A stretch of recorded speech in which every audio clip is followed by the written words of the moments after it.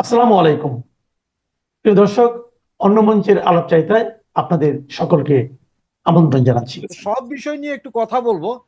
তো আসসালামু আলাইকুম ফরিদ ভাই, আপনাকে অভিনন্দন সময় বের করে আমাদের চ্যানেলে আসার জন্য। ধন্যবাদ ধন্যবাদ। জি, ওয়ালাইকুম সালাম, সবাইকে শুভেচ্ছা।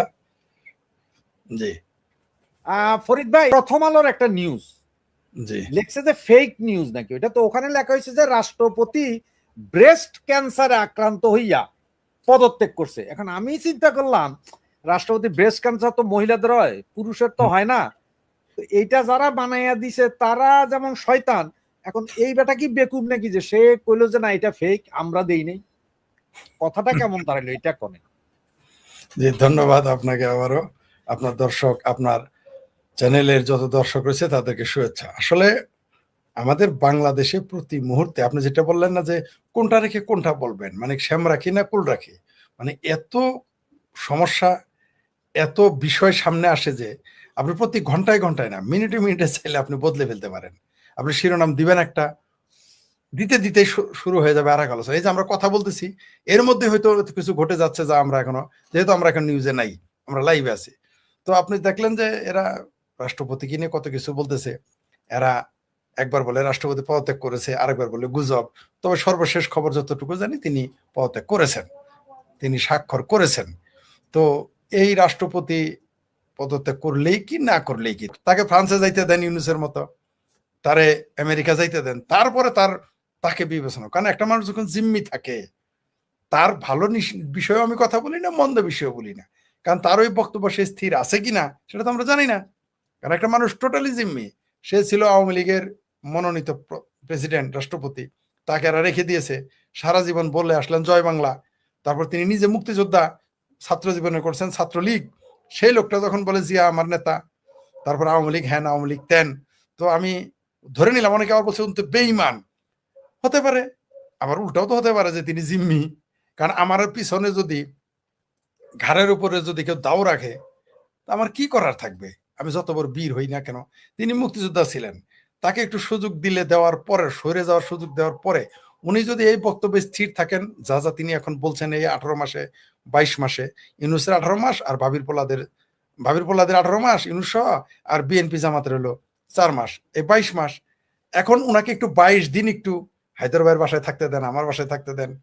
তারপরে উনি যদি ওই কথাই থাকেন, তখন আমি তাকে বেঈমান বলি না সেইমান বলি, কি বলি না না বলি, সেটা তখন তব দেখা যায়গা, তখন আমরা বলতে পারবো। কারণ এর আগে তো আমি বলতে পারতেছি না। উনি যদি এখন বেরোয় বলেন যে ভাই আমার জায়গায় তুমি হইলে কি করতা, আমার তো ঘরে বন্দুক রাখছিল, তাহলে আগে এর আমি গালিটা, যেমন ওয়াকার সম্পর্কে বলা যাইতে পারে যে সে বাটপার, সে বেঈমান। কেন? কারণ সে এখনো পাওয়ারে আছে এবং বিদেশে গেছে আসছে। এমন তো না যে সে বিদেশে গিয়ে, সে সমস্যায় বিদেশে গেছে চলে যাইতো, বা তিনি নিজেই তো সেনা প্রধান, তার ভয় কিসের? তিনি নিজেই তো তক্তা উল্টে দিতে পারেন। সুতরাং ওয়াকার সাহেবের ব্যাপারে কোনো আপত্তি নাই যে আপনি তার বেঈমান। তিনি সবার পাছার নিচে বন্দুক ধরতে পারেন, তারটা ধরতে পারবেন তার নিচে, কারণ বন্দুক তো একমাত্র তার কাছেই, তার পশ্চাৎ দেশে হোক আর ঘাড়ে হোক, বন্দুক তো তার কাছে। বন্দুক তো তারেক রহমানের কাছে নাই, বন্দুক তো জামাত আহমেদের, বন্দুক তো চুপ্পু সাহেবের কাছে নাই, বন্দুক তার কাছে। বন্দুক কিন্তু শুধু যে চুপ্পু সাহেবের কাঁধে তা কিন্তু না, তারেক রহমানের কাঁধেও কিন্তু বন্দুক আছে, জামাতের কাঁধেও কিন্তু বন্দুক আছে, যতই কথাই বলেন। কারণ এই সরকার আসলে আদতে কে টিকিয়ে রেখেছে? যেমন এইখানে কে অনুষ্ঠানটা চালাইতেছে? আপনি এখন একটা স্ক্রিন আপনি হাইড করে দেন, কিন্তু অনুষ্ঠান তো আপনিই চালাবেন, আপনাকে দেখা যাবে না। কাগজপত্র ওয়াকার নাই, কিন্তু বাস্তবে তো সব জায়গায় ওয়াকার। তা না হইলে আমার ভাবির পোলা জামালপুর থেকেও ঘুরে যায়। আমার ভাবির পোলারা গতকাল জামালপুর গিয়েছিল, গিয়ে সেখানে বলেছে মির্জা আজমের হাতে আর জামালপুর দেওয়া যাবে না। আমার ভাবির পোলা বুঝতেই পারে নাই যে মির্জা আজম এখন বাংলাদেশের জামালপুরের না। আমি শেখ ফরিদি, এই নরাধমি এখন জামালপুরের লোক হয়ে এখন বাংলাদেশ চিনে, বাংলাদেশে শেখ ফরিদি হয়ে গেছি। না আর না, মির্জা আজম নেতা, ফরিদ ভাই মির্জা একটু বুঝার ব্যাপার আছে। ওরা বলছে যে মির্জা আজমের হাতে আর জামালপুর দেওয়া যাবে না। ভাই জামালপুর কি রসগোল্লা বা এমন কিছু যে হাতে দিতে পারবেন ছোট জিনিস থেকে? এটা তো বিশাল। ঠিক ঠিক, এটা তো বুঝি নাই। আমার মনে হয় মনে করছে জামালপুরটা চমচম, যার খাইতে দিব না, বা রসগোল্লা বা নই বা মুয়া বা শনপাপড়ির দলা, এটা মনে করছে। কিন্তু ওরা জানে না মির্জা আজম পুরো বাংলাদেশের। এই শেখ ফরিদি এখন জামালপুরের মধ্যে সীমাবদ্ধ নাই। আর মির্জা আজমের নাম, আসলে মির্জা আজমের নাম বলে আমার জামালপুরে গিয়ে আমার ভাবির পোলারা নিজেদের নামটা একটু প্রচার করলো। ধর চিন্তা করে, এই যে আমি কথা বলতাম, ও যদি মির্জা আজম ভাইয়ের নামটা না নিত, তাহলে আমি ভাবির পোলাদের ঘটনা এখানে বলতাম, ওই জামালপুর ওর মতো কেসকি বান্দির পোলা গেলেই কি, আসলেই কি, না গেলেই কি, ওরকম বহু কেসকি বান্দির পোলা আসে, যায় যায় আসে, এটা কোনো ব্যাপার না। মানে আমি হাসি হাসি আসলো আমার, যে কালকে যখন সেনাবাহিনী চলে যাবে আমার ভাবির পোলাদের খুঁজে পাওয়া যাবে, মির্জা আজমের মতো বাঘের যদি খুঁজে না পাওয়া যায়, শামীম ওসমানের মতো বাঘ সিংহ যদি খুঁজে না পাওয়া যায়, মির্জা আজমের মতো বাঘ সিংহ যদি বাংলাদেশে থাকতে না পারে, তুমি ভাবির পোলা, কেসকি বান্দির পোলা, পেট পোলা, কি যেন নাম, নাহিদ ইসলাম আর সার্জিস মলম, এরা তোমরা বাবা কই থাকবা? আমি তো এই চিন্তাই করে সারতে পারতেছি না। বরং আমার না এদের জন্য করুণা প্রকাশ করতে ইচ্ছা হয়, যে এরা চলে গেলে, আপনি বিশ্বাস করেন আমি এখন আওয়ামী লীগের লোকজন ভাবি না, আমি ভাবি যারা 32 নম্বর ভেঙেছে, আর এই যে আমার ভাবির পোলারা, এদের কি পরিণতি হবে, এটা যখন আমি দিব্য চোখে দেখি আমার গা শিউরে ওঠে, এদের কি পরিণতি হবে। আওয়ামী লীগের যাওয়ার জায়গা আছে, এত তো তাও নাই, কই যাবে এরা? পাকিস্তান যাবে না, আফগানিস্তান যাবে না, আমেরিকা ভিসা পাবে না, কারণ চাপা যতই মারুক আমেরিকা এদের নিবে না, কারণ আমেরিকা বরাবরই যে কুলা দিয়ে নৌকা পার হইলে মাঝি শালা হয়ে যায় তাদের কাছে। আপনারা দেখেন আমেরিকার বন্ধু সাদ্দামের কি পরিণতি, আমেরিকার বন্ধু ওসামা বিন লাদেনের কি পরিণতি, তারপরেও এরা শিখে না। আজ পর্যন্ত যারা আমেরিকার বন্ধু হয়েছে তাদের বরং আমেরিকার যে প্রতিপক্ষ তারাই বরং কোনো না কোনোভাবে টিকে থাকতে পারে। যেমন এই ব্যাপারে কিসিঞ্জার সাহেব বলেছিলেন যে আমেরিকার শত্রু তো বিপদে পড়বেই, কিন্তু আমেরিকার যে বন্ধু সে বিপদে পড়বেই, ওরা বলছে বিপদে পড়বে, আর যে আমেরিকার বন্ধু সে বিপদে পড়বে, এটা আমার কথা না, কিসিঞ্জারের কথা, সেই এত বড় পররাষ্ট্রমন্ত্রী তার কথা। তো শুরু হয়ে যাবে। শোনেন, এই বাংলাদেশ 5ই আগস্টের পরে এই বাংলাদেশ, পাকিস্তানে কি হচ্ছে, মসজিদে নিজেরাই মরে, নিজেরাই নিজেদের গুলি করে মেরে ফেলে, এক রাজ্যের লোক আর এক রাজ্যের লোকের মেরে ফেলে, মুসলমানেরা মারে। আফগানিস্তানে এই পাকিস্তান হামলা করে, পাকিস্তান হামলা করে, এগুলো তাদের কন্টিনিউ চলতে থাকবে। তো বাংলাদেশটা তো তাদের হাতে চলে গেছে। আজকে রবিনা হোসেন ভাই একটা পোস্ট দিয়েছে যে 2000 কিসের বিপ্লব, 2024-এর 5ই আগস্টের পরে এই দেশটা চলে গেছে পাকিস্তানের গোয়েন্দা সংস্থার হাতে, আর চলে গেছে বিহারির বাচ্চাদের হাতে।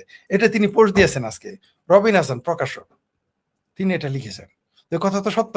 তো এদের কাজটা কি, পাকিস্তানের সাথে যখন আপনি বন্ধুত্ব করবেন, আপনার যদি গাঁজাখোর বন্ধু থাকে, ইয়াবাখোর বন্ধু থাকে, সন্ত্রাসী বন্ধু থাকে, কাজ তো তাই করতে হবে, কিছু না কিছু তো আসবে, তাই না? তো আপনি দেখেন 25 কেজি না, 25,000 কেজি, মানে 25 টন পপি বীজ আপনি যদি আনতে পারেন বিমানে, তাহলে অন্যান্য জিনিস কি কি চলে আসছে। তারপরে এখানে বসে ট্রেনিং দিচ্ছে, প্রায় 9টা নাকি 13টা জঙ্গি আস্তানা করে বাংলাদেশে জঙ্গিবাদের ট্রেনিং দেওয়া হচ্ছে। এগুলো ভারত সরকার ইউনূস সরকারকে জানিয়েছিল। তো এগুলো তো আপনি দেখেন মাদ্রাসায় উড়ে যায়, 2 দিন পর শুনি অমুক মাদ্রাসা বম দিয়ে উড়ে গেছে, কয়েক বিদ্যুৎ বিভ্রাট। আমরা জানি যে বিদ্যুৎ বিভ্রাট হলে কারেন্ট চলে যায়, কারেন্ট চলে গেলে জানি টেলিভিশন বন্ধ হয়, মানে সবকিছু বন্ধ হয়। আর এদের এনে দেখি বিদ্যুৎ বিভ্রাটে বাস্ট হয়, উড়ে যায়। মানে এখন তো মাদ্রাসাগুলো ট্রেনিং সেন্টার, মাদ্রাসা 2টা কাজে ব্যবহার হয় এখন। একটা হলো মৌলবীদের টাকা কামানোর জায়গা, বলৎকার সেন্টার, আর একটা হলো জঙ্গিবাদের ট্রেনিং। এছাড়া তো মাদ্রাসা কাজ নাই। মাদ্রাসা এখন আর না ইসলাম শিক্ষা দেয় না বিদ্যা শিক্ষা দেয়, 3টা কাজ। আবারও বলি, মাদ্রাসার কাজ 3টা। প্রথম হলো তাদের ব্যবসা অর্থনীতি, যারা এটা আয়োজন করে, দ্বিতীয় হলো বলৎকার করে, তৃতীয় হলো সন্ত্রাসী জঙ্গিবাদের ট্রেনিং দেওয়া হয়। এছাড়া তো মাদ্রাসা কোনো কাজ নাই। আগে কিছু কাজ ছিল, এখন কোনো কাজ, আগে অন্তত মৌলবী বাড়াইতো, এখন তো মৌলবী বাড়ায় না। হয় এটা বাড়াবে মুক্তিযুদ্ধ বিরোধী একটা জঙ্গি, না ডাইরেক্ট জঙ্গি। এর মাঝখানে তো মাদ্রাসা থেকে জায়গা নেই, যে যতই গল্প করেন না কেন। আর আমাদের বাংলাদেশের ধনী মানুষগুলো আর আমাদের বাংলাদেশের নেতা যারা, তারা সবাই মাদ্রাসা বানায়, কিন্তু নিজেরা কোনোদিন নিজের সন্তান। আচ্ছা, আমাকে একটা ধনী লোক বলেন, আপনার জানা মতে একজন ধনী লোকের কথা বলেন যিনি মাদ্রাসা, তার সন্তানের জীবনে মাদ্রাসায় পড়ায় নাই, না পড়াইতে দিবে। এই যে এত পাকিস্তান প্রেম, জীবনে এরা পাকিস্তান যায়, এখন তো পাকিস্তানের ভিসা ফ্রি, যায় না কেন? আফগানিস্তান তো ভিসা লাগে না, যায় না কেন? যাবে কোথায়? ওই যে আপনার ফ্রান্স। আপনি দেখেন, এই যে ইউনূস সাহেব, সে ফ্রান্সে গিয়ে থাকে, সে চিটাগাং গিয়ে থাকে না, তার মাতৃভূমিতে সে থাকে না, ফ্রান্সে থাকে কেন?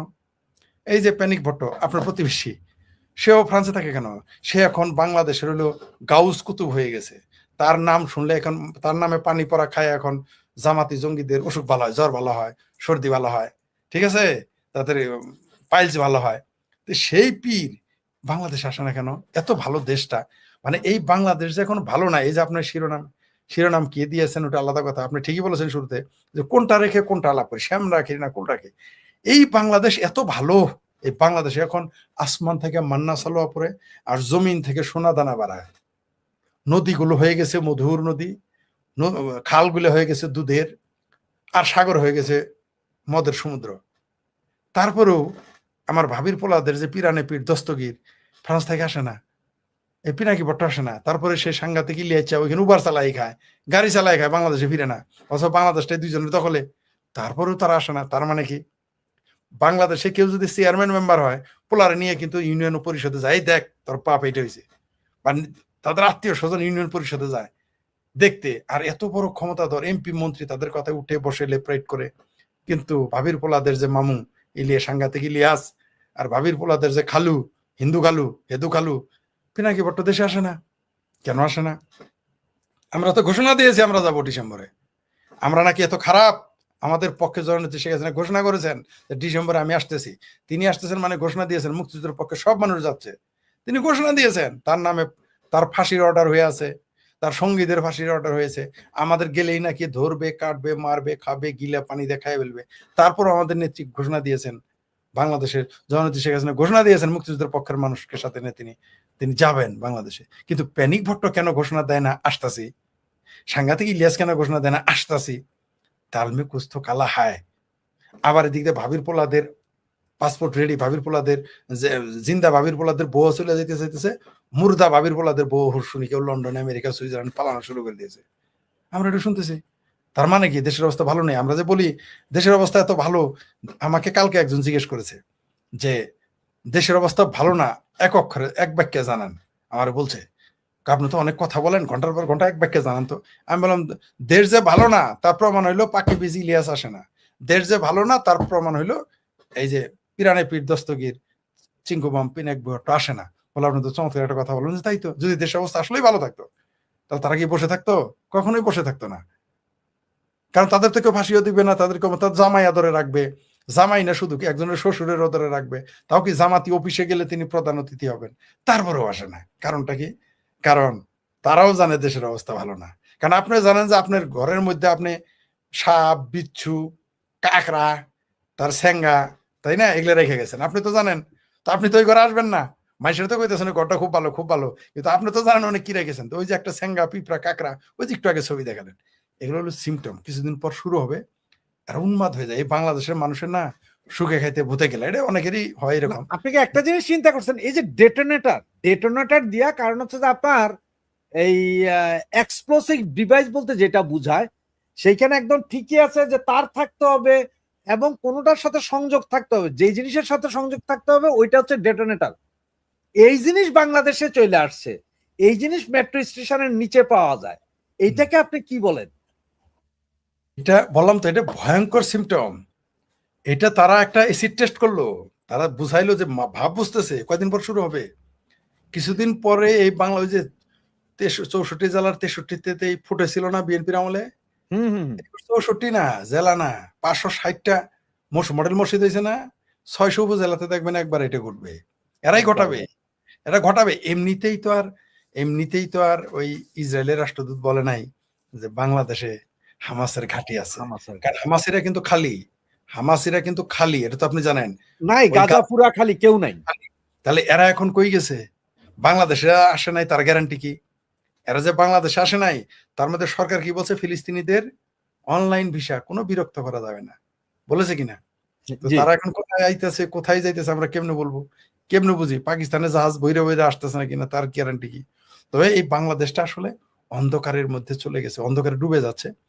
এবং এটা এমন একটা অন্ধকার, যদি খুব দ্রুতই কেউ দেশের দায়িত্ব না নেয়, শেখ হাসিনা যদি ডিসেম্বরে না আসেন, তাহলে এই দেশটা পুরোপুরি অন্ধকারে চলে যাবে।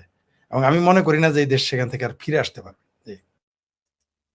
ভাই, একটা লোক একটা কমেন্টস করেছে, আপনি নাকি আজকে কোন এক ইউটিউব চ্যানেলে গিয়ে বলেছেন যে বিএনপির বর্তমান মন্ত্রিসভার অনেকেই নাকি শেখ হাসিনার সাথে যোগাযোগ করে। এই ব্যাপারে কিছু বলেন, ওনার একটা অনুরোধ ওই ভাইয়ের। শুনেন, তারেক রহমানে যে শেখ হাসিনার ফোন দেয় না, এই গ্যারান্টি এটা আপনি কেমনে মনে করেন? কিভাবে বুঝলেন? এগুলো যদি অনুমান, আমরা জানি না, প্রমাণ করতে পারবো না, আপনি কি করে বুঝলেন? হবে না, যোগাযোগ থাকতেই পারে। কারণ এই যে রাষ্ট্রদূতরা সকাল বিকাল দৌড়াদৌড়ি করতেছে, কেন কেন আসতেছে? ইন্ডিয়া একটা অফিসে আছে, বাংলাদেশে একটা আসছে, আবার হেফাজতের অফিসে যায়, বাবির পোলাদের অফিসে যায়। এরা যে শেখ হাসিনার সাথে যোগাযোগ করে না, তার গ্যারান্টি কি? মানে ভায়া হয়ে যোগাযোগ, বলি নাই যে সরাসরি ভায়া, মানে আপনার সাথে কথা বলতে আমার ফোন করলেই তো যে হায়দার সাহেবের এইটা একটু বলেন, আবার আপনারা বললাম যে হায়দার শাহ ওই যে পিনাকি এটা বলেছে, পিনাকি আবার বললো আপনারে যে এটা আরো বলতে হবে, এরকম কথা হইতেই পারে, ইভেন সরাসরিও হইতে পারে। অস্বাভাবিক কি? রাজনীতিতে রাজনীতিতে অনেক বিষয় থাকে যা সিক্রেট, কোনো পক্ষই বলবে না, এটাই তো রাজনীতি, বলবে না। আচ্ছা, আপনি কি করে আপনি অনুমান করলেন যে তারেক রহমান বাংলাদেশে ক্ষমতা নেওয়ার আগে বা ক্ষমতা নেওয়ার পরে শেখ হাসিনার ফোন দেয় নাই, কথা বলে নাই? তার গ্যারান্টি কি? সে বলতে অবশ্যই পারছে নির্বাচনের আগেও বলছে। যে খালাম্মা আপনি একটু আমার শান্তিতে থাকতে দেন, আমার কিছুদিন থাকে, এটা বলেনি, তার গ্যারান্টি কি? ইভেন জামাত যে শেখ হাসিনার সাথে জামাতের আমির যে যোগাযোগ করার চেষ্টা করতেছে না, তার গ্যারান্টি কি?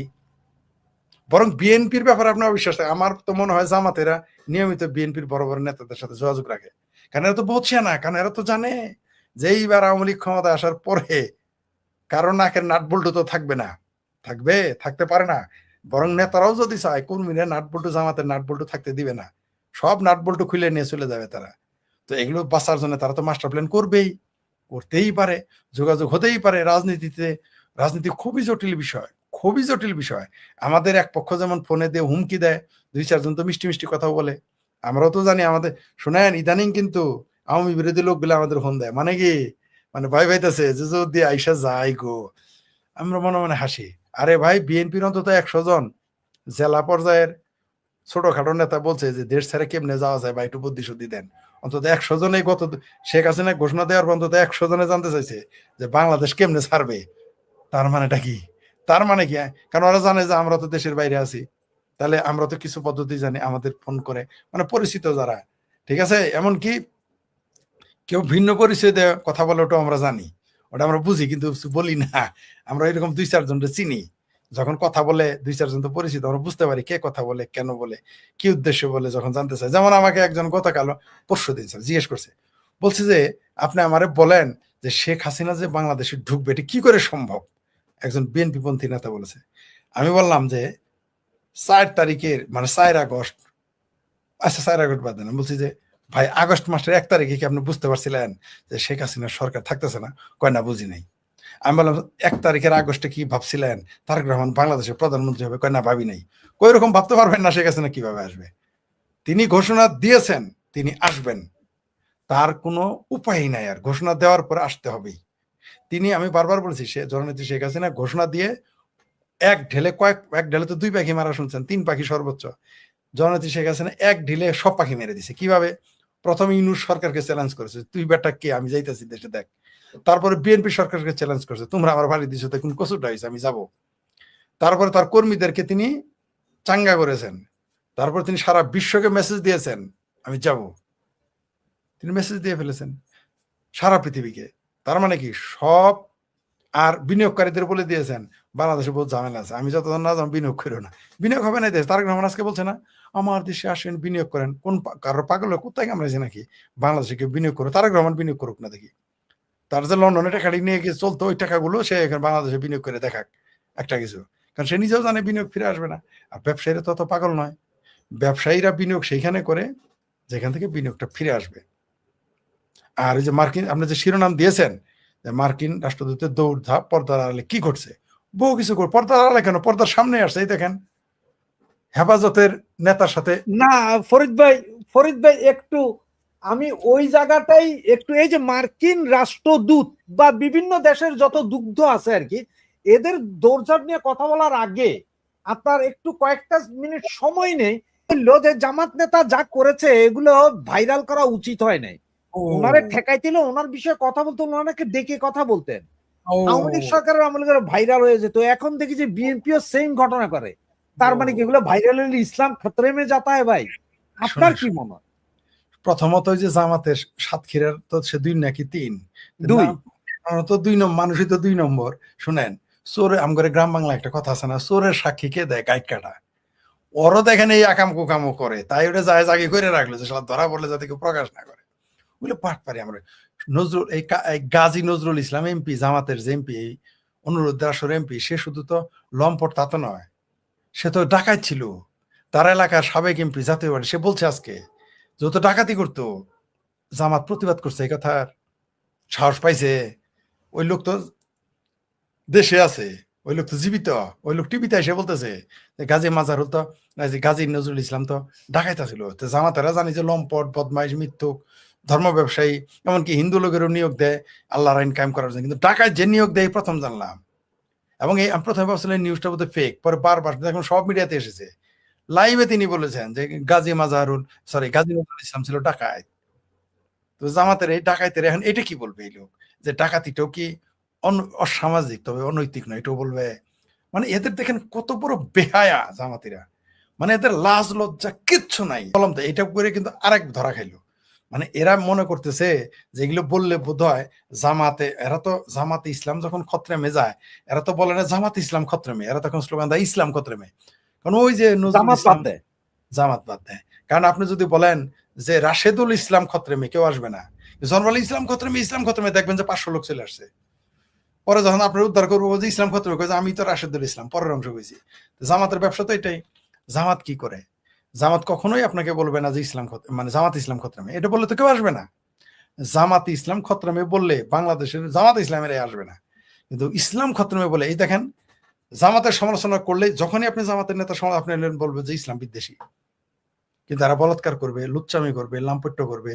এরা আমাদের জামালপুরে কি করেছে জানেন? জামাতেরা 1200 কোটি টাকা মেরে দিয়েছে ডেস্টিনির হাই কোম্পানির মতো কোম্পানি বানিয়ে। টু শব্দটি শুনেছেন? কোন আওয়ামী লীগের নেতা 1200 কোটি টাকা মাইরে এলাকায় থাকতে পারবে? ওই দলের লোক কোন বিএনপি লোক 1200 কোটি টাকা মাইরে? জামাতেরটা বহাল তো বেঁধে আছে, এবং আওয়ামী লীগের আমলেও মারছে তাও আবার। এই হলো জামাত। এরা পারে, এরা আকাম কুকাম সব জায়েজ করে ফেলতে, সব দেখেন না তাকে এবাজি করতে হয়। আর একটু কয়দিন পরে কি বলবো জানেন? যে এখন বলছে না সেবা করে, বলবো যে ইসলামের সেবা করতে গেছিল, বলবো ইসলামের সেবা করতে এই জামাতের এমপির কোলে বসেছিল, এটা বলবে। মানে যৌন জিহাদ। জি জি জি, যে এটা যৌন জিহাদ না, এরা মানে আপনাকে, মানে এরা ধর্মকে আপনি দেখেন নাই? এর আগে এদের শিবিরের নেতা যখন আকাম করে ধরা পড়লো এক বিধবার সাথে এবং তার বাচ্চা নষ্ট করে কি বলছিল? যে আল্লাহর নবীরা এবং সাহাবিরা কারো বউ দেখলে পছন্দ হইতো, বললাম তোমার বউ আমারে দিয়ে দাও। মানে এদের আকাম ঢাকতে নবী সাহাবিদের মানুষের বউ নিয়ে টানাটানি করে, এইরকম কথা নিয়ে আসলে। এই কথা যদি আমরা বলতাম আমাদের টিভি চ্যানেল গায়েব করে দিত। মানে টিভি চ্যানেল যদি থাকতেন টিভি চ্যানেল গায়েব, আর যদি রাজনীতি করতেন কেরিয়ার শেষ, আর জিন্দা তো বাঁচতেই পারতেন না। কিন্তু তারা বলে ফেলেছে মানে জামাতিরা প্রয়োজনে নিজেদের আকাম কুকাম জায়েজ করতে, এরা প্রয়োজনে নবী রাসূলরা তো নিয়ে আসছে, সাহাবীদের নিয়ে আসছে, এবার আল্লাহরে নামায় আনবে। কয়েকদিন পরে দেখবেন আল্লাহর নামে আল্লাহ এটা করছে, কিছুদিন পরে এগুলো বলবে। এদের পক্ষে সব সম্ভব, কারণ জামাত তো আসলে ওটা ইসলাম না, ওটা হলো জামাতে ইসলাম। ইসলাম তো আলাদা জিনিস, এরা হলো জামাতে ইসলাম। তো এরা এরা এরা এদের অপরাধ ঢাকতে, অন্যায় ঢাকতে, আকাম কুকাম ঢাকতে এরা যা ইচ্ছা তাই বলতে পারে। কারণ এদের তো উদ্দেশ্য ইসলাম রক্ষা না, এদের উদ্দেশ্য হলো ক্ষমতা দখল করা আর মুক্তিযুদ্ধের চেতনাকে ধ্বংস করা, মুক্তিযুদ্ধের স্পিরিটকে ধ্বংস করা। তার জন্য তারা যত রকম মিথ্যা বলতে পারে। আপনি দেখেন এই যে জামাতের এমপির ছবি দেখালেন, সে আবার বলছিল মেয়েরা বোরখা না পড়লে 1 বছর জেল দিব, সেই আইন তারা করবে। এত এত এত বড় ভদ্র মানুষ। শুধু তাই না, আবার এদের যে রুহানি আওলাদ আছে সাদিক কায়েম, ঢাকা বিশ্ববিদ্যালয় এখন ক্যান্টিনে পর্দা দিয়ে দিয়েছে। মানে মানে ওটা এটা ঢাকার জন্য তারা এটা করতেছে। মানে এরা এগুলো করবে, কিন্তু জনগণ কিন্তু বুঝে ফেলেছে যে এই জামাত যে কত বড় বাটপার, এটা এরা বুঝে ফেলেছে। মানুষ এখন এদের চরিত্রটা দেখতে পারতেছে। কারণ হলো যে ওই ঘুষ ঘুষ না খায়, মানে দারোগা সব ঘুষ খায়, তা আপনারা তাকে দারোগা বানানো লাগবো? আপনি সারাদিন বলেন দারোগা ঘুষ খায়, তাহলে আগে তো আপনার দারোগা বানায় বুঝতে হবে যে ঘুষ আপনি খান কিনা। কিন্তু এদের দারোগা না, এদের কনস্টেবল বানালে ঘুষ খাওয়া শুরু করে, দারোগা হলে তো দেশ খায়। এই হলো জামাত ইসলাম। এরা ক্ষমতায় বিরোধী দলে থাইকে যে কাজ করতেছে, এরা ক্ষমতায় গেলে কি করবে? তো এখন বলছে না সেবার জন্য এসেছিল, তখন বলবে সেবা করার জন্য আসো, না হলে তুমি ইসলামের শত্রু। তখন বলবে কি? এই লোকের আজকের কথার ভিত্তিতে বা আপনার কথার ভিত্তিতে আমার দুইটা জিনিস মনে পড়ছে। এক হচ্ছে যে ওই এক ইমাম সাহেবের বউ নাকি একটা মুরগি পাইছে, কার না কার মুরগি জানে না, পাইছে, জবাই করতে গেছে। ইমাম সাহেব কয়ে আয় হায় এইভাবে মুরগি জবাই করলে হারাম, এটা খাওয়া যাবে না। কয় তাহলে কি করতে? ওকে 3 বার জিগাইতে মিনিমাম, মুরগিটি কার, মুরগিটি কার, মুরগিটি কার। ইমাম সাহেব মুরগি লয়ে যায়, প্রথমে ছিলেছে মুরগিটি কার কইতেছে না, এই, এরপর একদম চুপ হয়ে কইতেছে কার, এই কার। মানে ঘটনা যে কেউ যাতে না শুনে, কয় এবার জবাই দাও হালাল। তো ওই যে জামাত মানে রাশেদুল ইসলাম, রাশেদ না, ইসলাম খতরামে, ইসলাম খতরামে। আর দ্বিতীয় কথা, সিরিয়াতে যখন যুদ্ধ হয়েছিল তখন ইংল্যান্ড থেকে গেছিল লাভ জিহাদের, মানে জিহাদিদের যৌনতাকে ইয়ে করার জন্য মেয়েরা গেছিল, ঢুকতে দেয় না ইংল্যান্ড এখনো অনেক। জি। ব্রিটিশ মেয়ে তাকে ঢুকতে দেয় নাই। তো এরাও ওই সেম ঘটনাই ঘটছে তাহলে দেখা যাচ্ছে। না না, কয়েকদিন পরে কি বলবে জানো, এখন তো বলতেছে বিরোধী দলে যখন এরা আছে তখন বলে যে এরা সেবা করতে আসছিল, এরা যখন সরকারি দলে যাবে লিখে রাখেন এরা যাদের পছন্দ হয় ওরা গনিমতের মাল ঘোষণা করে বলবে সেবার জন্য, ইসলামের সেবার জন্য তুমি জামাতের এমপির, জামাতের নেতা, শিবিরের নেতাদের কোলে বসে থাকতে হবে। তবে একজন লিখেছে, কে যেন দুষ্ট লোক লিখেছে যে যে এমনি সেবা করার জন্য, তাইলে জামাতের যারা মহিলা এমপি তাদের না জানি কত সেবা করতে হয় জামাতের নেতাদের। এটাও কিন্তু এখন চলে আসবে যে জামাতের মহিলা এমপিরা না জানি কত কত সেবা করতে হয়। আবার কোন কোন দুষ্ট লোক বলেছে যারা শিবিরের নেতা তারা নাকি আবার ওই যে সুম্মা আমিন, সুম্মা